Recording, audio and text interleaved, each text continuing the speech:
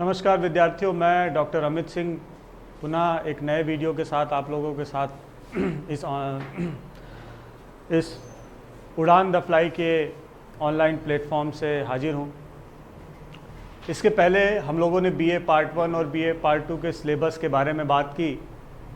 आज हम लोग बात करेंगे बीए पार्ट 3 के सिलेबस के बारे में और देखेंगे कि क्या क्या हमें बीए पार्ट 3 में पढ़ना है और किस तरीके से पढ़ना है और नोट्स कैसे प्रिपेयर करने हैं, साथ ही साथ कौन कौन सी पाठ्य पुस्तक उपयोगी होंगी हमारे इस पाठ्यक्रम के लिए, उसके बारे में भी हम लोगों को बातचीत करनी है।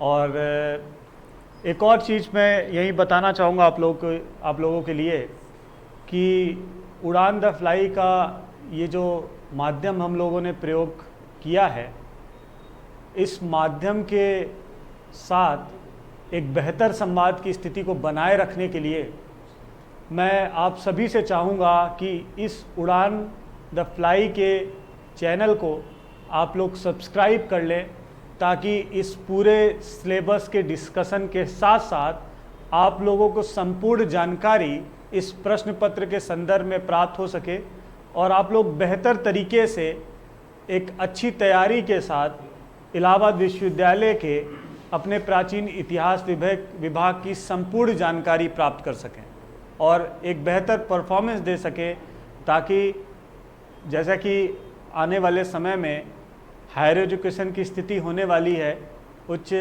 शिक्षा की जो स्थिति है उसमें परसेंटेज का रोल बहुत भूमिका निभाने वाला है।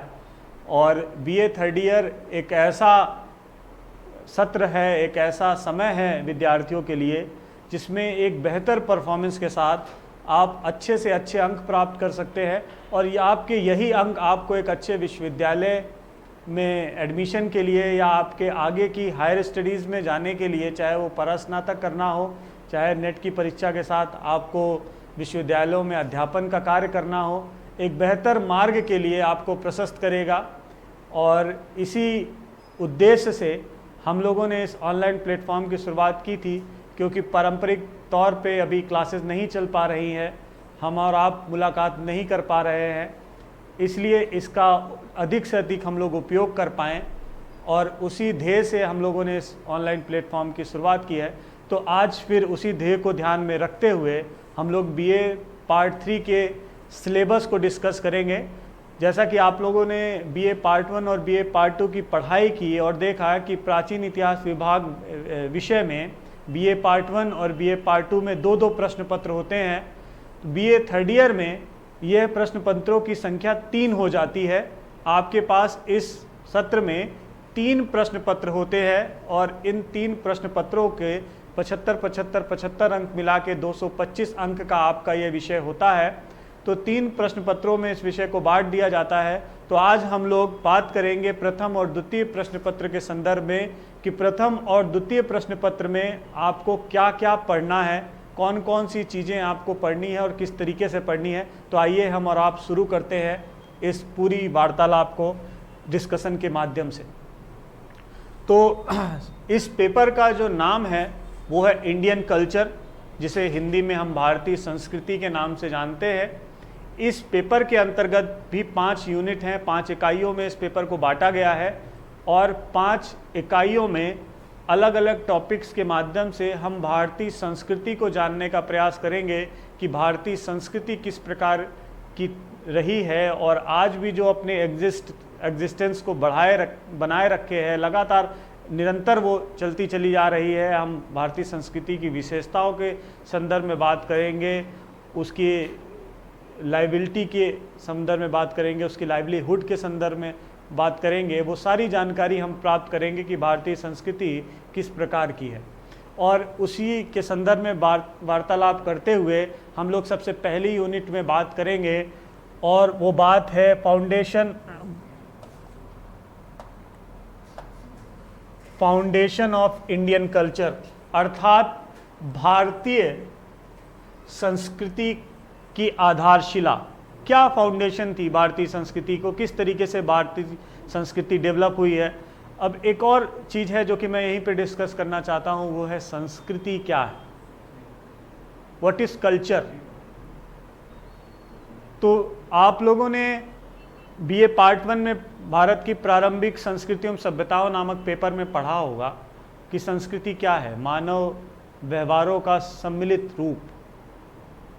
यदि कोई एक व्यक्ति व्यवहार करता है तो उसका एक पर्टिकुलर व्यवहार दिखाई पड़ता है, लेकिन अगर कोई समाज एक जैसा व्यवहार करता है, कैसा समाज, जो कि एक परिवेश में रह रहा है, एक भौगोलिक परिवेश में रहने वाले समाज, एक समाज के लोगों के द्वारा एक समान व्यवहार करना ही संस्कृति कहलाता है। एक और चीज़ है जो संस्कृति को डिफाइन करती है, वो ये कि संस्कृति एक शब्द, अंग्रेजी के शब्द कल्चर या कुल्टिल से बनी है, और कल्चर का जो अर्थ है वो एक नलिका भी है।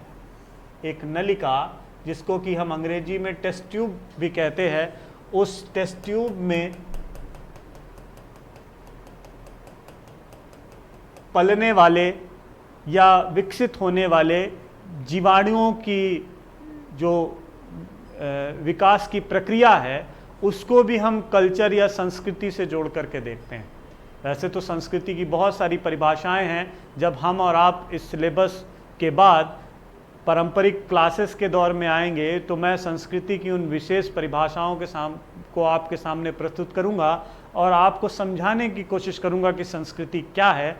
तो आज इस डिस्कशन में हम लोगों को जो पहली यूनिट में बात करनी है वो है फाउंडेशन ऑफ इंडियन कल्चर, भारतीय संस्कृति की आधारशिला। और इसके अंतर्गत हमें और क्या क्या पढ़ना है, हमें पढ़ना है सोर्सेस ऑफ स्टडी, कि अध्ययन के स्रोत क्या क्या है। आप लोग इतिहास के विद्यार्थी हैं, 2 साल आप लोगों ने प्राचीन इतिहास विषय को पढ़ा है, और इस इतिहास विषय को पढ़ने के साथ साथ आपने ये भी जानकारी एकत्रित की है कि इतिहास एक ऐसा विषय है जो कि स्रोतों पर आधारित है। स्रोतों की उपलब्धता के कारण ही इतिहास का जन्म हो सका है, और जितने अधिक स्रोत होंगे उतना ही अधिक प्रामाणिक इतिहास होगा। तो इस यूनिट के अंतर्गत हमें ये देखना है कि भारतीय संस्कृति की आधारशिला या भारतीय संस्कृति को समझने में कौन कौन से सोर्सेज हैं जिनकी की मदद ली जा सकती है इस संस्कृति को भली भांति समझने के लिए। तो सोर्सेस ऑफ स्टडी में हमें बात करनी है कौन कौन से ऐसे स्रोत हैं जिनके माध्यम से भारतीय संस्कृति की जानकारी प्राप्त हो सकती है।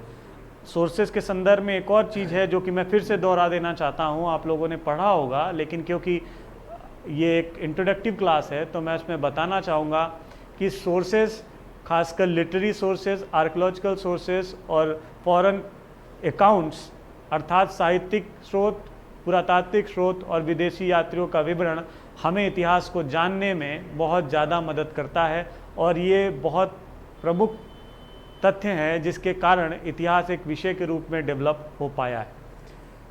इसके बाद हमें बात करनी है डिफिनेशन एंड कैरेक्टरिस्टिक्स। किसकी डिफिनेशन एंड कैरेक्टरिस्टिक्स? संस्कृति की। किसकी? भारतीय संस्कृति की। भारतीय संस्कृति का क्या चरित्र है और उसकी विशेषताएं क्या है और उसकी परिभाषा क्या है, उसके संदर्भ में हमें इस टॉपिक के अंतर्गत बात करनी है। इसके बाद हमें बात करनी है हड़प्पा सिविलाइजेशन की। हड़प्पा सिविलाइजेशन के बारे में आप लोगों ने बीए पार्ट 1 के उस प्रथम प्रश्न पत्र में पढ़ा होगा, लेकिन यहाँ पर एक अलग दृष्टिकोण से उस हड़प्पा सभ्यता को हमें पढ़ना है। अभी तक हम लोगों ने हड़प्पा सभ्यता को एक ऐसी भारतीय उपमहाद्वीप में प्राप्त होने वाली सभ्यता के तौर पर देखा जिसमें हमने देखा कि किस तरीके से सभ्यता विकसित हुई, क्या क्या इसके घटक हैं जिनके कारण इनको सभ्यता में रखा जाता है, उसके बारे में बात की। लेकिन यहाँ पर संस्कृति किस तरीके से व्यवहार हो रहा था, समाज कैसा था, धार्मिक स्थिति कैसी थी, उस पूरे दृष्टिकोण को ध्यान में रखते हुए इस हड़प्पा सभ्यता को समझने का प्रयास हमें करना है।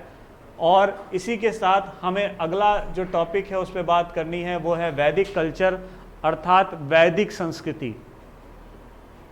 जैसे कि ये मान्यता पूर्व में रही है विद्वानों की कि हड़प्पा सभ्यता के विघटन के पश्चात जब सभ्यता विघटित हो जाती है उसके बाद भारत में वैदिक संस्कृति आती है और वेदों के द्वारा निर्मित संस्कृतियाँ है, और इस संस्कृति के बाद जो व्यवस्था है वो बदल जाती है।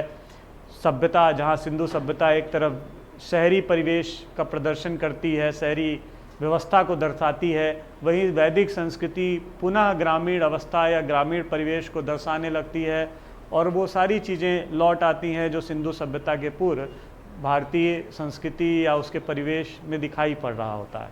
तो हमें वैदिक संस्कृति की जानकारी इस यूनिट के अंतिम चरण से प्राप्त करनी है। ये जानना है कि वैदिक संस्कृति किस प्रकार की थी, क्या क्या व्यवस्थाएं थी, किस तरीके से चीज़ें डेवलप हो रही थी, कौन कौन से स्रोत हैं जो कि वैदिक संस्कृति की जानकारी देते हैं। वो संपूर्ण जानकारी हमें वैदिक कल्चर, वैदिक संस्कृति के इस पाठ्यक्रम में प्राप्त इस टॉपिक से लेनी है। इसके बाद सेकेंड यूनिट में हमें बात करनी है मेन फीचर्स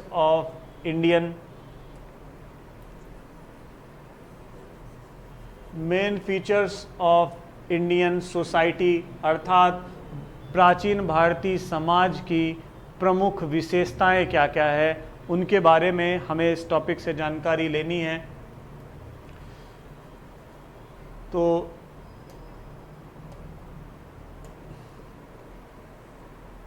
इसके अंतर्गत हमें और क्या पढ़ना है, हमें बात करनी है वर्णाश्रम व्यवस्था की, कि प्राचीन भारतीय समाज में क्या क्या व्यवस्थाएं थी, किस तरीके से समाज आगे बढ़ रहा था, समाज में कौन कौन से चीज़ें व्याप्त थी, कैसे समाज विकास की प्रक्रिया में आगे चल रहा था। उसी विकास की प्रक्रिया को देखते हुए इसी टॉपिक में बात करनी है हमें वर्णाश्रम व्यवस्था की।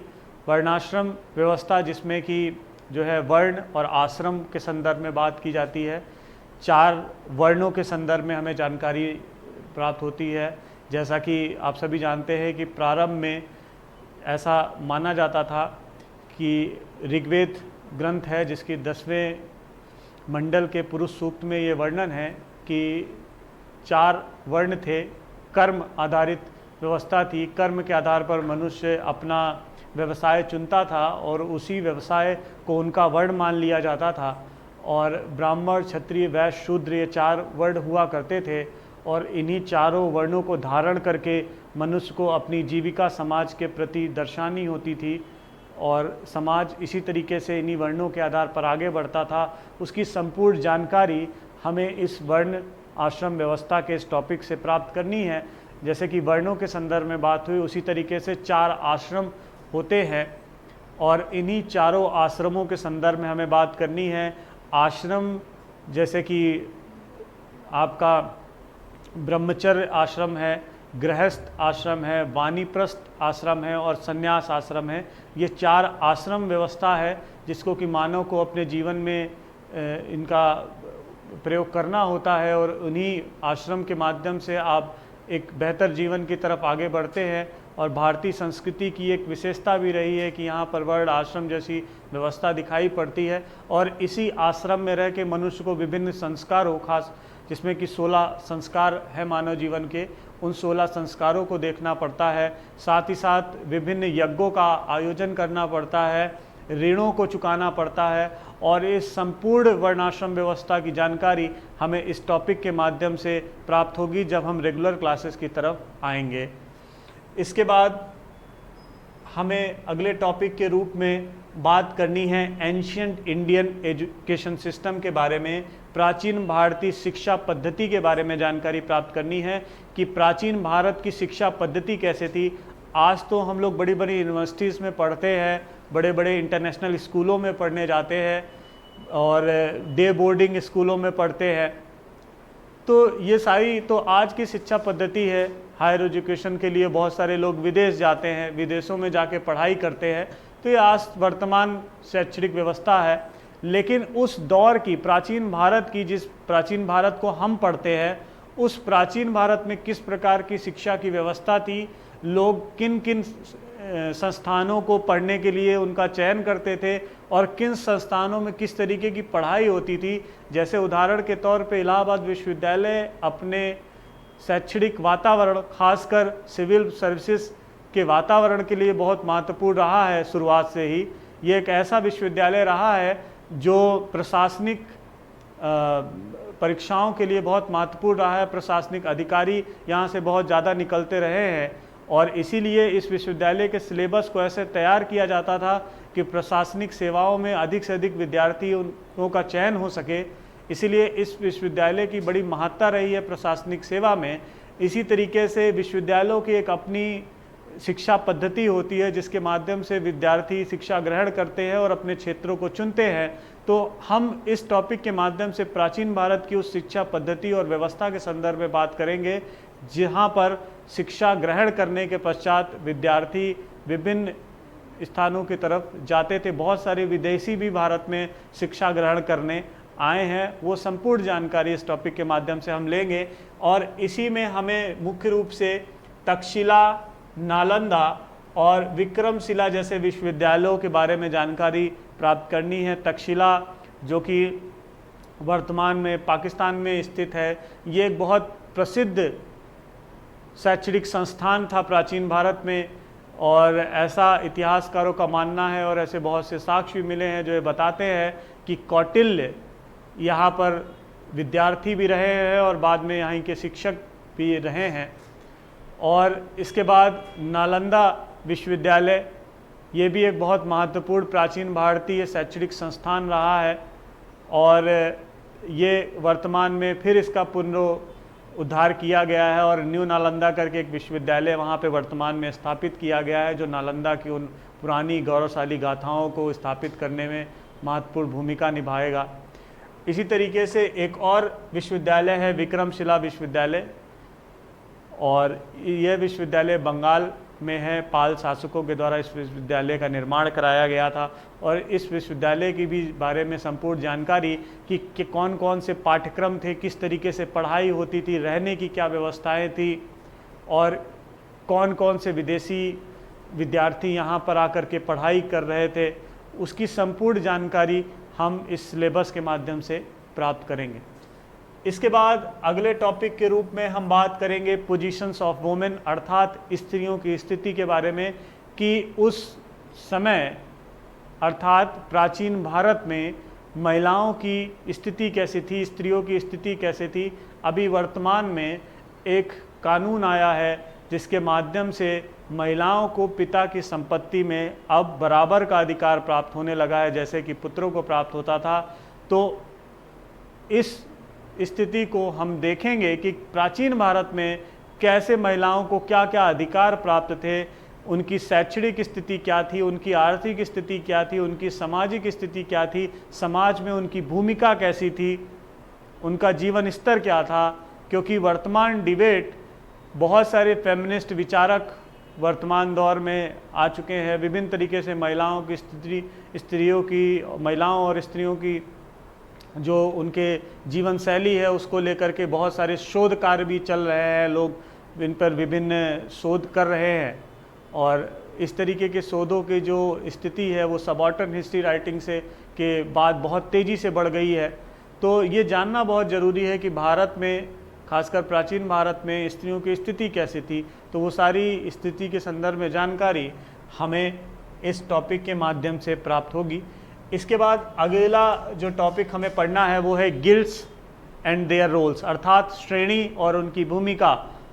श्रेणी बेसिकली एक व्यापारिक संगठन हुआ करता था जिसके माध्यम से व्यापारिक गतिविधियां संचालित की जाती थी उस प्राचीन भारत में। उनकी क्या भूमिका भारतीय संस्कृति में रही है, किस तरीके से समाज में उनकी भूमिका क्या थी, कैसे आर्थिक व्यवस्थाएं चल रही थी, ये किस तरीके से समाज को आगे बढ़ा रहे थे, आर्थिक व्यवस्था की बहाली कर रहे थे, उन संपूर्ण जानकारी को हम आगे के लेक्चर्स में प्राप्त करेंगे। इसके बाद तीसरी यूनिट में हमें बात करनी है एंशिएंट इंडियन रिलीजन्स के बारे में, अर्थात प्राचीन भारतीय धर्म कौन कौन से थे। धर्म के संदर्भ में माना जाता है कि धर्म वही है जो धारण किया जाए। जैसे कि हम वस्त्र धारण करते हैं वैसे धर्म भी धारण किया जाता है। तो क्या चीज़ हम धारण करेंगे, किस तरीके के विचारों का धारण करेंगे और कौन से विचारधारा को धारण करेंगे, उसके संदर्भ में हमें इस टॉपिक में बात करनी है। तो 4 धर्म हैं प्राचीन भारतीय, जिसके संदर्भ में हमें बात करनी है। पहले हमें बात करनी है शैविज्म के संदर्भ में कि शैविज्म, शैव शिव को मानने वाले लोग, शिव की उपासना करने वाले लोग जो कि शैविज्म धर्म की उपासना करते हैं, ये शैविज्म धर्म आया कहाँ से, इसकी उत्पत्ति कैसे हुई और बाद में इसकी धाराएं कैसे बढ़ती हैं और कौन कौन से प्रमुख उपासक हैं जो शैविज्म की उपासना करते हैं, इसके और कौन कौन से भाग हैं, इसकी संपूर्ण जानकारी हम आगे के लेक्चर्स में प्राप्त करेंगे। इसके बाद हमें बात करनी है वैष्णविज्म की। ये एक ऐसा धर्म है जो वैष्णव के उपासक हैं, विष्णु के उपासक है, विष्णु के उपासकों की इस वर्ग को हम वैष्णविज्म के या वैष्णव संप्रदाय के तौर पे देखते हैं। इसकी भी संपूर्ण उत्पत्ति, विकास और इसके उपासकों के संदर्भ में हम अपने लेक्चर्स में बात करेंगे। इसके बाद हमें दो और धर्मों की बात करनी है, जैनिज़्म और बौद्धिज़्म, जैन और बौद्ध धर्म। जैसा कि हम लोगों ने पूर्व में पढ़ा है कि जैन और बौद्ध धर्म भारत में धार्मिक क्रांति के पश्चात आते हैं। 6ठी शताब्दी ईसा पूर्व में तत्कालिक धार्मिक व्यवस्था के विरोध में जैन और बौद्ध धर्म निकल करके आते हैं और किस तरीके से ये धर्म पूरे भारत में और बाद में भारत के बाहर इनका प्रचार प्रसार होता है, कौन कौन से प्रमुख सिद्धांत है, कौन कौन से संप्रदाय एवं धाराओं में बढ़ जाता है, इसकी संपूर्ण जानकारी हम लोग अपने लेक्चर्स के माध्यम से प्राप्त करेंगे। इसके बाद चौथी यूनिट में हमें बात करनी है सोशियो स्पिरिचुअल स्ट्रीम्स, अर्थात सामाजिक आध्यात्मिक धाराओं के संदर्भ में। ये वो दौर था जहाँ पर भारत में एक दूसरे धर्म के लोगों का प्रवेश होता है और उस प्रवेश के साथ इन दोनों धर्मों के बीच में एक टकराव होता है, एक समन्वय होता है, मुलाकात होती है और मुलाकात के पश्चात कुछ बेहतर चीज़ें, कुछ चीज़ें ग्रहण की जाती है और कुछ चीज़ों में ट्रांसफॉर्मेशन होता है, परिवर्तन होता है संस्कृतियों में। और उस सभी परिवर्तन और समन्वय की स्थिति को समझने के लिए हमको इस टॉपिक को पढ़ना है, जिसमें हमें सबसे पहले बात करनी है शंकराचार्य के संदर्भ में कि शंकराचार्य कौन थे और किस तरीके से उन्होंने अपने दार्शनिक विचारों को प्रकट किया और कौन कौन से उनके प्रमुख दार्शनिक विचार रहे हैं और कौन कौन से सिद्धांत उन्होंने प्रतिपादित किए, उनके संदर्भ में हमें जानकारी प्राप्त करनी है। इसके बाद हमें बात करनी है भक्ति मूवमेंट की कि भक्ति मूवमेंट, भक्ति आंदोलन किस प्रकार से घटित हो रहे थे, सगुण भक्ति, निर्गुण भक्ति, किस तरीके से, कौन कौन सी राम भक्ति, कृष्ण भक्ति, ऐसे बहुत सारे स्ट्रीम्स उस दौरान आ गए। और ये टकराव क्यों हो रहा था? ये टकराव इसलिए हो रहा था क्योंकि उसी दौरान, उसी समय एक और धर्म भारत में प्रवेश कर रहा था और उस धर्म के प्रवेश के साथ साथ दोनों धर्मों की विचारों में आपस में टकराव की स्थिति आती है, समन्वय होता है और उसी समन्वय का नतीजा भक्ति आंदोलन के तौर पे दिखाई पड़ता है। इसके अंतिम टॉपिक के रूप में हमें बात करनी है interaction between Islam and Indian society with special reference to impact on Indian society, अर्थात इस्लाम और भारतीय संस्कृति के बीच में मिलाप या इंटरेक्शन, उनके बीच में एक तरीके से साक्षात्कार और उस साक्षात्कार के बाद भारतीय संस्कृति पे इस्लाम का प्रभाव। ये बात हमें इस टॉपिक के अंतर्गत देखना है कि किस प्रकार इस्लाम के प्रवेश के बाद इन दोनों ही धर्मों के बीच में आपस में, इन दोनों ही संस्कृतियों के बीच में आपस में किस तरीके से समन्वय की स्थिति बनती है और इस्लाम का भारतीय संस्कृति पे क्या प्रभाव पड़ता है, क्या क्या इस्लामियत के लक्षण भारतीय संस्कृति में दिखाई पड़ने लगते हैं या भारतीय संस्कृति किस तरीके से इस्लाम को प्रभावित करती है, उसकी संपूर्ण जानकारी इस सिलेबस के इस टॉपिक से हमें प्राप्त करनी है। इसके बाद अंतिम यूनिट में हमें बात करनी है social and religious movements in 19th century in India, अर्थात 18वीं 19वीं शताब्दी के भारत में सामाजिक और धार्मिक स्थिति। ये वह 18वीं और 19वीं शताब्दी का भारत वह भारत था जहाँ पर ब्रिटिश उपनिवेशिक स्थिति थी। भारत ब्रिटिश शासकों का उपनिवेश था और ब्रिटिश शासकों के द्वारा यहाँ शासन किया जा रहा था, और ब्रिटिश शासकों के आने की वजह से सामाजिक धार्मिक स्थिति में कुछ बदलाव हो रहे थे, और उन बदलावों की जो जानकारी है वो हमें इस 5वीं यूनिट के माध्यम से प्राप्त करनी है। तो इस प्रकार इन 5 यूनिट में हमें विभिन्न टॉपिकों के माध्यम से इस संपूर्ण सिलेबस की जानकारी, इन संपूर्ण पाठ्यक्रम की जानकारी प्राप्त करनी है। और इस जानकारी को प्राप्त करने के लिए जो सबसे महत्वपूर्ण चीज़ है वो है हमारी पाठ्य पुस्तकें। तो कौन कौन सी पाठ्य पुस्तक इस संपूर्ण पाठ्यक्रम की जानकारी हमें बेहतर तरीके से प्रदान कर सकती हैं, तो वो हम देखें। तो एक पुस्तक है the wonder that was India. The wonder that was India, यह हिंदी और अंग्रेजी दोनों माध्यम की किताब है। A.L. बॉशम के द्वारा लिखी गई किताब है। इस किताब को आप ले सकते हैं इस पाठ्यक्रम को बेहतर तरीके से समझने के लिए।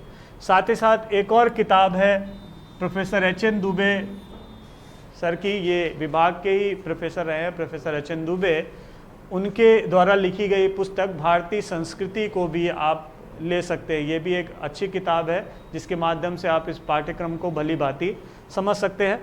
इसके बाद अंग्रेजी माध्यम के विद्यार्थियों के लिए एक और किताब है, वो है B.N. लुनिया जी की इवोल्यूशन ऑफ इंडियन कल्चर। तो ये 3 प्रमुख किताबें हैं जिनके माध्यम से आप इस सिलेबस को भली भांति समझ सकते हैं। तो ये रहा आपका BA पार्ट 3 का फर्स्ट पेपर का सिलेबस और उसका डिस्कशन, जिसमें कि हमने आपको बताया कि इन 5 यूनिट में आपको क्या क्या पढ़ना है और कौन कौन सी पाठ्य पुस्तकें आपके लिए उपयोगी है। आगे के जो आपके लेक्चर्स होंगे उसमें हम लोग इस पूरे 5 यूनिट को बेहतर तरीके से समझाने का प्रयास करेंगे, और ये प्रयास करेंगे कि आपको संपूर्ण जानकारी और मार्गदर्शन दे सके जिससे आप बेहतर तरीके से परफॉर्म कर सके। एक बार फिर मैं आपसे दोहराना चाहूँगा कि उड़ान द फ्लाई के इस ऑनलाइन प्लेटफॉर्म का जिसका हम लोग प्रयोग कर रहे हैं संवाद के लिए, उसको आप लोग सब्सक्राइब करें और ज़्यादा से ज़्यादा लाइक करें और कमेंट करें। आपकी जो भी जिज्ञासा है उस जिज्ञासा को शांत किया जाएगा। मैं व्यक्तिगत तौर पर उसको देखूंगा और आपकी संपूर्ण जिज्ञासाओं का समाधान निकालने का प्रयास करूंगा। और इसी के साथ हम लोग अब अगले वीडियो में आपसे मुलाकात करेंगे, और आगे के लिए एक बार फिर आपसे कहूँगा, सब्सक्राइब द चैनल ऑफ उड़ान द फ्लाई। Thank you.